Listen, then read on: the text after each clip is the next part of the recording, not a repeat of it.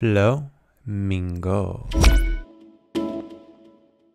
What is up, my friends? Welcome to a special episode of The Flamingo Show where I chat with James Traff. So James is a fantastic designer and developer, and he has created a number of different side projects, most notably Super, which is a way to turn your Notion documents into full websites. So we talk about all of that and his other projects, as well as how he uses Webflow. So without further ado, here is my chat with James. Hey, how's it going, man? It's going great, man. How about you? Doing well. I'm really excited to have you on. I've been watching what you've been up to for the past few months. I think I found you when you launched Notion or Super. Yeah. Your Notion website add-on thing. Mm-hmm. And then it was crazy to see your past few weeks with your iOS 14 launch. But before we get into all that, why don't you talk about who you are, what you do, for anybody who doesn't know? Sure. Hey, everyone. My name is James, though most people go by @Traff online. Most people don't even know my first name. I don't really share I did it not too know your first name often. until just now. Well, there you go. But yeah, I'm a designer. I call myself a digital designer or product designer because I focus heavily on digital products. And for the last few years, I've been freelancing ever since, doing some design work or front-end development work, or in some cases, some Webflow work as well. Mm-hmm. And because of all this craziness that's been happening these past few weeks, just been wanting to focus entirely on my own skills and projects, and so now I'm just working on those exclusively and doing cool things like this. That's awesome. I feel like that's the dream for a lot of people. Yeah, exactly. So how did you get into design and stuff? Did you go to school for it, or are you self-taught? Yeah, I did a short program back when I was 19. I had moved to Vancouver and did a short graphic design program. Nice. Where I discovered that I was horrible at art in the traditional sense. Yeah. And it was very artsy. And I'm a little bit more on the digital design side, or even technical side a little bit. Yeah. And so it sort of pointed me in a certain direction, and led me to where I am today. So of course I'm grateful for it. But right after that, I had initially took on a graphic design job. It lasted about a month before I was starting to go crazy. Yeah. And then I had created sort of a startup with a few guys, and that's what initially introduced me to the tech world in a way, because we had got into Y Combinator.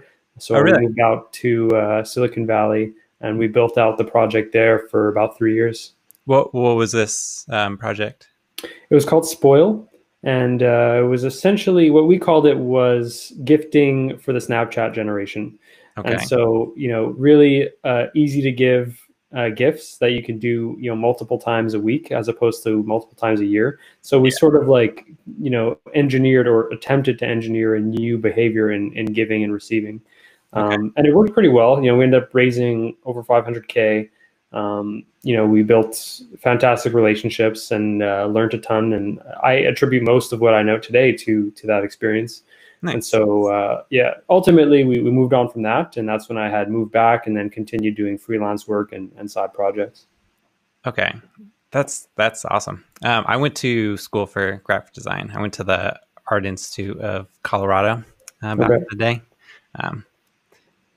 So yeah, I totally understand that route. When was that? It was 2009, I think, is when I started. Okay. I think I graduated in 2011. So I just got my associates. And how long after did you get a job? Did you do freelance work? What was the sort of path? I got a job doing graphic design stuff shortly after. Cool. And then it was my side projects that got me into web stuff. But I used the graphic design, honestly, not that much. I quickly started shifting into the web. Yeah. Which sounds like most people who go into graphic design. Very few stick with it. It's awfully appealing, that's for sure. Yeah. Cool. So Yeah, let's talk about your side projects. So it seems like you do quite a lot on the side. Mm-hmm. So up until recently, you were doing like freelance work and such. Yeah, was doing mostly web design work for Okay. clients, some Webflow projects like I mentioned, things like that. And I've always tried to transition more and more towards better paying, lower demand work in a sense, so that Yeah. I could free up more and more of my time. And so just because the idea of like continually trading your time for money, it's like it's very limiting, and so I've just been focused on transitioning ever since. And so Super, which is probably the most notable of the few projects that I'm working on, came from sort of like a personal insight where I was Yeah. using Notion, and I was using it consistently and for most of my work, and ideating and documentation and things like that. Mhm. And I wanted to share something, but I wanted to share it publicly. And I realized I was just like, I couldn't stand sharing something publicly with that long URL slug, Yeah. Notion's URL, and having the Notion logo all over it. Because when you have like a website on your own, that's really not the case. You want to brand it to your own Yeah. product, really. And so I started looking around, and there were solutions, but they were all very hacky, and you had to sort of go into the code and Yeah. deal with like Cloudflare workers and things like that. And so I reached out to someone that I knew. His name is Jason. I had reached out to him initially. He had built a cryptocurrency wallet back in 2017 during that whole craze, and I had reached out to him wanting to build something, and Mhm. a few things that just fell through. But he was a Notion user as well, and he seemed like this was a good idea. So we just teamed up and put it out in about a month. That's awesome. Yeah. So are you doing like most of the design front end stuff on that, or are you building the back end too? Or Yeah, exactly. I'm doing, design and front end, and Jason takes care of all the back end stuff and okay. infrastructure and all that. And I also take care of it, brand and branding and marketing and things like that. Yeah. Okay. Yeah. It's a super cool project. Like, I feel like Notion's gonna be kind of big for like simple sites like that, especially like as you guys build out Super even more with more functionality and stuff. Yeah, there's a lot of really exciting things coming, and thankfully we found, or a lot of people have found us who were trying to achieve the same thing. And a lot of people are starting to use this for personal websites Mm-hmm. and just publishing reasons in general, like Yeah. careers pages and job boards and things like that. Just because I'm assuming it's mostly because the editing experience on Notion is just so easy, So easy. so seamless. Yeah. Yeah, and so turning that into a website is just like you have a dream CMS in a way. Exactly. Yeah. Yeah. It really is the dream CMS. A lot of times I wish like Webflow had a Notion style CMS. That'd be pretty epic, but That would be awesome. Yeah, I thought about that too. It's like this, even Webflow CMS collections are great, but even like the editing experience with there, it's like it's okay. yeah, It still feels a little bit like work, whereas Notion feels a little bit more integrated. yeah, for sure. Yeah. I think I'm going to use Super for a new side project um, that I'm thinking about doing. Spill it. Spill the deets. So the idea is to like build a Webflow like starter project. So Okay. like all the different components, like nav components, footer, like everything you need Nice. to build out a page super quick. The idea would be to turn all those into symbols and then sort of like Tailwind or something for Yep. Webflow. That makes Obviously, it sense. wouldn't be exactly that because like the combo classes, you're a little Right. like limited in what you can do. But I think I'm going to use Super to build a quick little Notion site to like track. Like a little documentation website. Exactly. Nice. To track the behind the scenes on building that. That's great. Yeah, I think that could be pretty cool. Awesome. So you've had an insane like past month with your iOS 14 icon launch. Do you want to talk about that a bit? Yeah, it's been a crazy month for sure. to say the least. Yeah. I've been featured like everywhere, like most notably, MKBHD. I've been watching his videos for years now, and so seeing, when someone mentioned me saying, you just got featured in an MKBHD video, I was like, wow, that was crazy. So it all happened fairly. Sorry, is that what launched like all the orders and the stuff? Hype in a sense? Yeah, the Hype. It definitely kicked it off to a new level. I think I had created a decent amount of hype just from my own tweet in a way. Yeah. But it definitely wouldn't have reached where it had gotten without him. That's for sure. Yeah. And it was all pretty, sporadic and natural. It felt natural. Like I had zero expectations, and I just sort of put it together just because it was natural for me to do. So, so I was like sort of browsing around Twitter, and I found that some people were customizing their home screens on iOS, and back in the jailbreak days, this was like very, very common thing to do. But as I was seeing this now, I realized that people were doing this like natively, without a jailbreak. And so, I looked into it. I looked into, Siri shortcuts and everything. And there's definitely some drawbacks, but I decided to just try it out anyways with some icons that I had put together quickly. Mm-hmm. And I shared that, and then the tweet went completely viral. Yeah. And noticed a ton of demand for the icons. And so I just quickly packaged them together, put them on a, Gumroad product using, Notion and Super, put together a simple web page, and then went to bed. And then the morning after was a crazy surprise. I think that the night of, I made $5 or $6 grand in my sleep.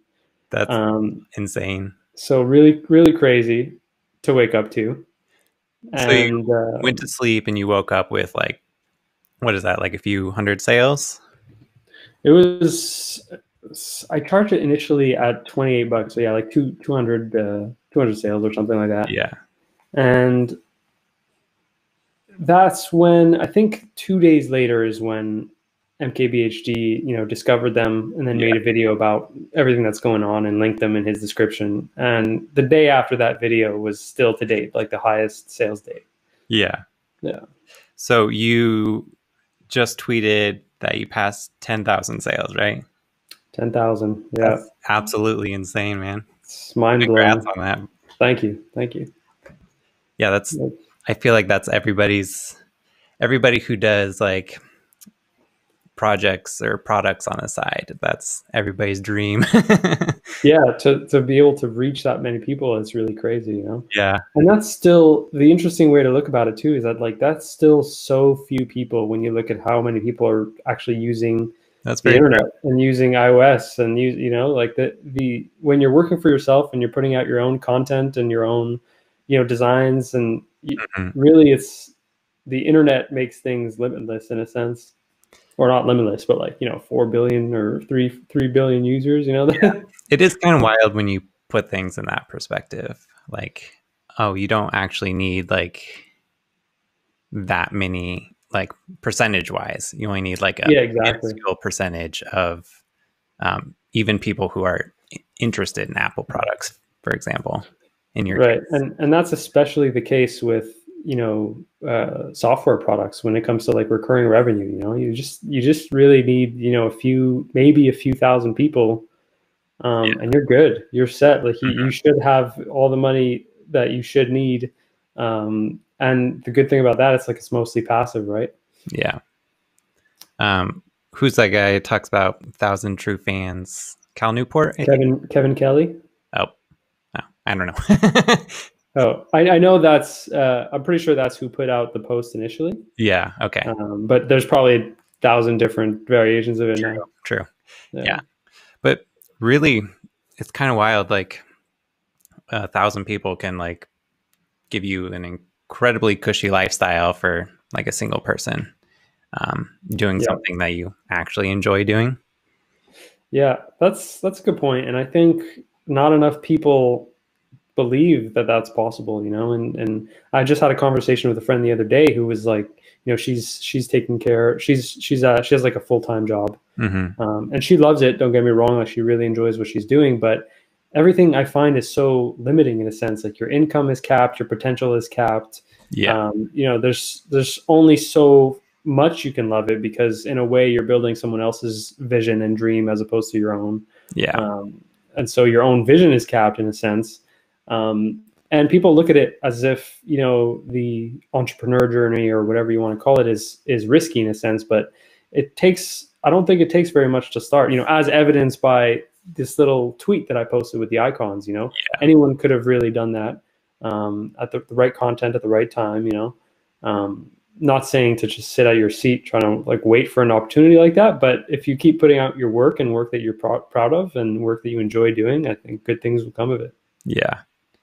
Do you think everybody should do that, or do you think some people would be better off as employees?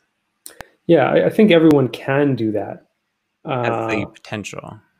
Yeah, I think the potential is there. I think there's enough people, you know, using the internet and using, you know, digital products and paying for things online that anyone can make a living and a lifestyle doing that they enjoy doing, whether it be, you know, cooking or video games or chess or whatever it is. And I think there's a market for almost everything, which means there's almost always a way to make money doing what you enjoy. You just have to, you know, figure out the best medium to fulfill on your skill set, really. Yeah. And I'm not saying, you know, I'm saying this in a way that sounds as if it's easy. It's not easy, but it is rewarding. Yeah. I think my first taste of selling online is I created a wireframe kit, and I ended up doing a video like teaching about wireframing. That video like kind of blew up, got like 100,000 views, and because of that I sold like several hundred of those kits. Awesome. And it's just like I still get sales like occasionally, but I spent like I think a weekend putting it together, and then ended up getting sales like every month for a few years because of that. That's amazing, and I'm sure it feels in a way it feels almost better than getting sales, you know, the day of or the day after. It feels better getting them, you know, weeks or months ahead, just because it's like you used your skills and content to clone yourself. You know? And you know, it's in the past for you, but it's in the present for others, and so it's just it's crazy powerful. Yeah, I think like if you can get to a point where you have like dozens of products, or just even a few products selling like a few a day, you can make a decent living from that. Yeah, exactly. And I think that's a good way to start, is just, you know, keep putting things out there. Eventually you'll notice something's working better than others and demanding your attention. And so that's a good way to sort of, and in a way, that's how I prioritize myself through time. You know, it's like how I prioritize my time is that, you know, I see, you know, Super is a good example of this. Is like now it's demanding my attention because, you know, there are more and more people using it. There are more and more people asking questions on how to use it. Yeah. Asking, you know, support inquiries are going up. And so now I'm spending a lot of time on building products that improve Super to solve for that time. So I can sort of buy my own time back to then keep focusing and building on other things, you know?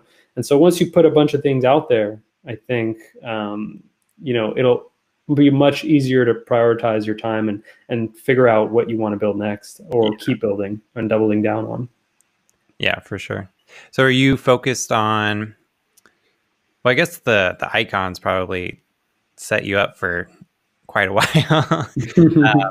So are you going to focus on Super for the next little while, or do you have anything else in the works?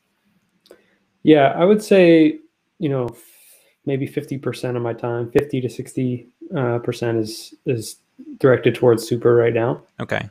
What are your just because it's been like that's what's working the best right now in a more long-term fashion. You know, you could look at these icons and saying, you know, that's blowing Super out of the water, but it's very short-term hype in a sense. And the good news is that a lot of the short-term hype is feeding into long-term revenue, just because, you know, if you link to your own projects properly and it's like they're all integrated well into your digital profiles and website, then an increase in traffic from any one of them will reach all of them in a sense. Yeah, definitely. And that's why I've been sort of like, that's what one thing that this icon project sort of taught me, is that anything you do can act as a marketing project on. Yeah. So that's been interesting. That's awesome. And yeah, to answer your question, I'm also working on a few other things. One thing I realized from, I've been trying to share openly like all of my metrics and numbers and revenue numbers and all that. Yeah. And one thing I noticed is I was sort of like going back and forth between platforms. Like I use, Barometrics for Stripe analytics, or Gumroad for product analytics, or revenue analytics, and then Fathom for site analytics. And so now I figured, and I had the perfect name and domain and brand for this already from a previous project. I figured I would just find a way to sort of compile all of those into a single public dashboard. So now we're building out this thing called Deximal, and Nice. just creating sort of public dashboard software that people can use to share their metrics openly and publicly. That's awesome. Yeah. I always get super inspired when I see people like share their numbers.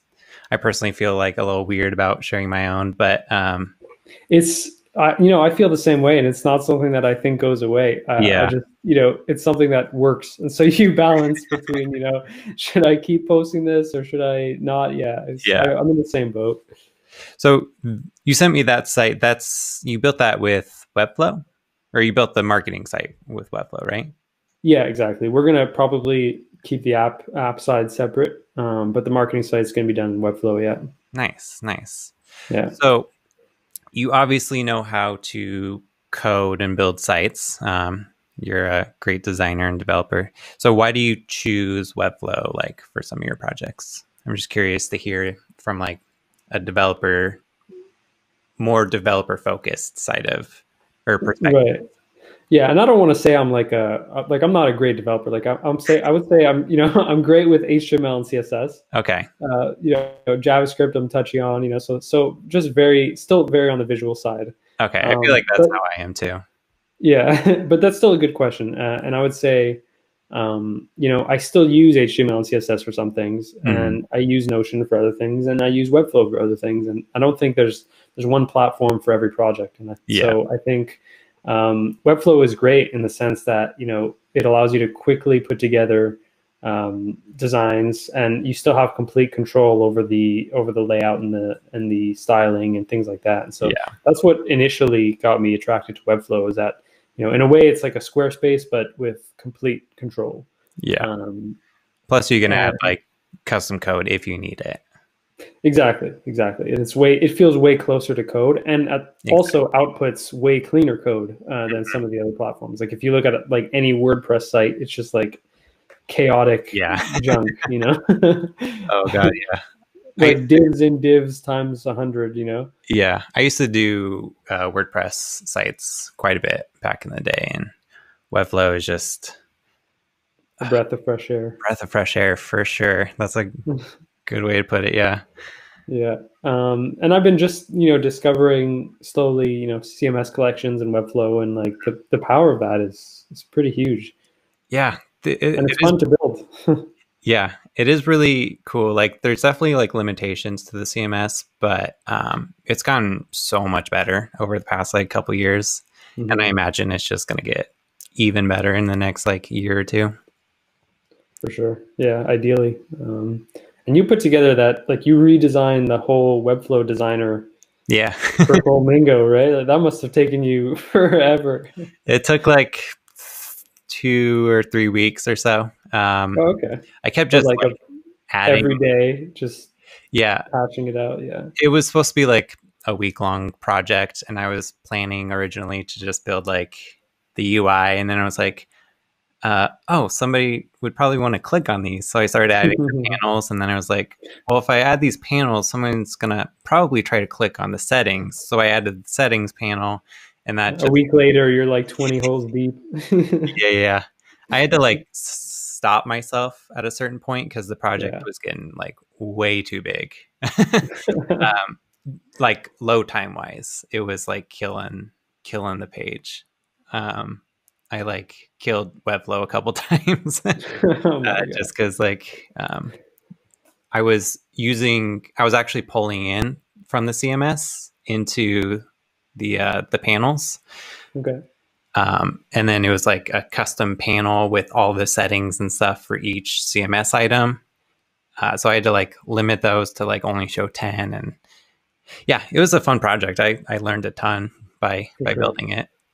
My original plan was to turn that into a course, but then I was like, this took me weeks to build. It would be way too long to cover in a course. Yeah, to compile it all. Yeah, exactly.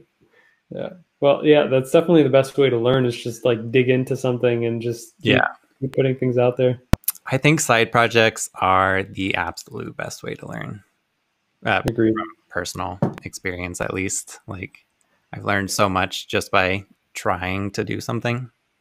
Yeah, exactly. Don't go anywhere, but some have launched and done pretty well. So, and even if they don't go anywhere, like you end up, you know, further than you would have been originally, anyways. You know, you know, side projects in a way, you know, they can act as, you know, marketing tactics. Like I've said, they always, you know, usually force you to learn something new.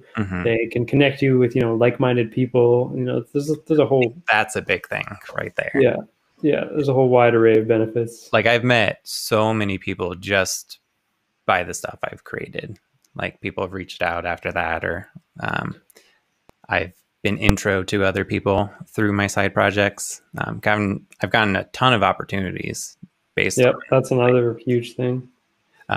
Like, even like previous clients that I've worked with and stuff have been from my side projects. It's awesome. Yeah. So like, but there's like the flip side of that coin, where it's like, do you do a side project, or do you spend time with your family, or like chores around the house? Like, I think it's important to obviously, you know, figure out, and there's no right answer. You know, it's different for everyone. You know, like, I prioritize. I don't have kids, so it's a lot easier for me than somebody who has a couple kids they have to take care of. Exactly. Yeah. It's for me, like I prioritize them like pretty high up, but still, of course, below things like health and you know, happiness and, you know, things like that. For sure. Yeah. So a few of your other side projects are focused on climate change, Vera and Patch. What are those all about? Yeah, so Patch is not actually something that was more of a client project. Oh, gotcha. Okay. So, but it is a good group of friends that that I know that are running it. Really, you know, important work. And I built their site in Webflow as well, and they're enjoying that now, and they're using that now, and it's good. Vera is something that I did build with a friend of mine, Luca. He runs the @Visuals of Earth account on Instagram. So, I love that account. Yeah, it's really, like, I think one of the best curated feeds on Instagram. Yeah, it's so good. Yeah, and so we were thinking about what products we could build in the context of that. You know, we had that sort of audience to start with, and so we figured, you know, a lot of people that we had spoken to were, you know, cherishing the earth in one way or another. You know, they were taking photographs of it, they were taking videos, they were like appreciating it. And so, what can we build in the context of that? And that's a good example in a sense of, you know, whereas Super was an insight first approach, Vera was more of an audience first approach. And I don't think there's anything really wrong with either or. I just think, for me personally, I'm more on the side of like the insight based approach, because it's problems that I tend to, you know, experience myself and know how to build for that specifically. Yeah. Whereas, you know, with Vera now, we're sort of sitting around just like, you know, what do we want to do with it exactly? You know, so I think it's important work. You know, we allow individuals and businesses to offset their plastic footprint like pretty easily. And we. So how does that work exactly? Yeah. So one of the reasons why we built that is because we found the charity experience was sort of lacking any sort of involvement after the fact, after contributing. And so you give a charity, you know, $5, you don't really hear anything back or see how it's changed anything or see how it's like impacted anything at all. And so we focus on, you know, putting together these brand pages where you can go and actually track your monthly progress and see how much plastic you've offsetted. And we send like monthly progress emails to see to our members to see, you know, how much we've collectively offsetted and individually. And so we try and keep, you know, contact with our members in that sense. And we do all the, you know, in a way, it's like we're a middleman in a sense, and we're, front facing layer Yeah. to our partner Plastic Bank, who, actually takes care of, employing the people who collect, ocean bound plastic in coastal communities all around the world and things like that. Okay. So you guys like collect all the money and then donate to Plastic Bank. Plastic Bank. Okay. Yeah, exactly. And what they do is pretty interesting. Like most directly, they use that money to employ people who then collect plastic. But that plastic is actually brought to Plastic Bank certified stores. In most cases, actually get repurposed. And so one thing we've learned is that not a whole lot of plastic can actually get recycled or recycled effectively. Yeah. Most of it just ends up, in a landfill somewhere. And so a lot of these stores are actually able to repurpose the plastic for other products that they then sell to their own customers. So it's an interesting avenue as well. Yeah. I've always thought about that, like how much of the stuff I recycle actually gets recycled, Anyway, that's really cool project that you guys have built. Yeah, that's also on Webflow. Awesome. We utilize the CMS collection for all our brand pages, and so modifying one of them just modifies all of them, and we set it up in a way where it's like we input their contribution amount and the date of their sign up, and like the numbers are all automatically calculated and updated every day. So that's super interesting. Nice. So how do you handle the members and such? Is that something custom you built? So we integrated MemberStack for our individual accounts, so individual members. So we have pricing tables for that, and they once they sign up, they get access to a dashboard and things like that. But for our businesses, we actually don't we use we just use Stripe directly, and then put together their accounts and everything on Webflow. And so it's fairly manual, but it's not that bad. So how do you, excuse me. So how do you integrate Stripe? Just like with custom code, or? With a bit of custom code, we integrate we basically create a custom pricing plan, because for our business members, gotcha. We don't really have specific plans. And so because every business has different needs. And so we usually put together something custom for them, put together a pricing plan on Stripe, and then integrate that using Stripe Checkout onto our Webflow site. Gotcha. Yeah. So how much time do you spend on Vera? Vera now is very little, maybe like 5% of my time. Okay. So is it mostly automated then? Yeah. Nice. Unless we're onboarding a really unique business in the sense that they don't fit within the traditional pricing structure, then we'll do a bit of custom work, but even that is not that bad. Nice. Yeah. That's super cool, man. Thanks, man.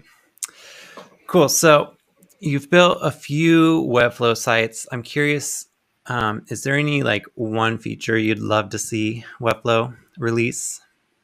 I think a tiny feature that gets on my nerves a little bit. You can't reorder color swatches. Yeah. That's I don't know. For me, that's like a V1 type thing, Yeah. So especially because when I'm designing a product, I'll put together a set of color schemes, but I might end up adding one towards the end, and then it screws with everything. I gotta recreate them in the proper order. Your problem. Yeah. No, I'm definitely the same. I have deleted all my color swatches and then re-added them all just so I can get them in a particular order. Yeah, exactly. Yeah, you know how it is. Yeah. On a bigger note, that's a good question. I think, I was integrating a form element, and I couldn't. There's only so much control you have over the forms, and you can change some settings, but you can't actually. The biggest thing you can do to actually have full control over it is just copy the form that's laid out there and put it back into a custom embed element, and so you could actually control everything, and so that was one thing that I noticed, because we wanted to do. We want to integrate Stripe Checkout, but we wanted to also the button to be a submit form, like to submit the form and to redirect to Stripe checkout, and it wasn't like playing nicely. And so that was just because we really couldn't. The button that integrates Stripe is not like a submit button, and so we were having a little bit of issues on that end. And so so having more control over things like that would be great. Yeah, I think they added redirect URLs on forms. Yeah, we tried that. For some reason, it didn't work. I can't recall. Gotcha. I can't recall why, but yeah. Maybe it's a Stripe thing. Yeah, I think it was. And also, I would say more of a focus on digital products. I know that they added, I think it was digital downloads or something. Yeah, they just released that. If I'm not mistaken, you still have to add in like a bunch of the checkout elements, like the address and all that stuff. But I could be wrong about that. I think you might have in the beta, but I don't think that's how it is now. I could be wrong too. I'm not 100% sure, but I think they're focusing like a lot on digital downloads, making that right. I'm sure they're getting a ton of feedback for that. Yeah. I think before you had to like enter your address and like physical address and stuff. And I believe they took that away, which is nice. Okay. Well, I'll check it out again. Nice. Yeah. Cool, man. Well, it was really great talking to you. I really appreciate you jumping on. I'm super impressed with everything that you've been doing. Super seems super cool. Super cool. Unintended. And congrats on your iOS icons blowing up. That's super cool as well. Thanks, man. I appreciate that. It's been fun. Let me know anytime. I'm glad to hop back on. Yeah. Where can people find you online? Yeah. So the easiest way to keep up to date with what I'm doing is just on Twitter @Traff. Okay. And my personal website, easy to remember, tr.af. That's also where I load in all my projects and things like that. Cool. Well, I'll of course link all that down below. Well, again, man, thanks so much for hopping on. Really appreciate it. Likewise, man. Take care. Yeah, you too. All right, that is all for this episode. Really hope you enjoyed that chat. Thank you, James, for hopping on with me. It was great talking with you. I'll put all the links to James and the project that he's working on down in the description below. And if you're interested in following along for more videos like this, be sure to subscribe so you don't miss any of them. But that's all for this one. I hope you have a wonderful rest of your week, and I'll see you in the next one. Peace. Flamingo.